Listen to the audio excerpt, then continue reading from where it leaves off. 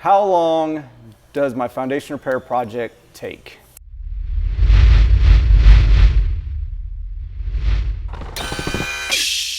So it's really going to depend on what kind of project and what kind of repairs that we're doing. For most of our pier projects where we're installing piers on a home, you can expect about a 2-week process. The first week is going to be getting there, getting set up, excavating the holes that we need to expose the bottom of your footing, and then start getting things bolted on. The second week is where we're driving the piers into the ground, doing the lift or doing the stabilize, whatever we need to do, and then cleaning up at the end of that project. Smaller projects where we might be doing like a polyurethane void fill or doing a seismic retrofit under your crawl space or doing crack repair in your garage on your garage slab. Some of those projects can be as easy as 1 day or maybe even 3 days.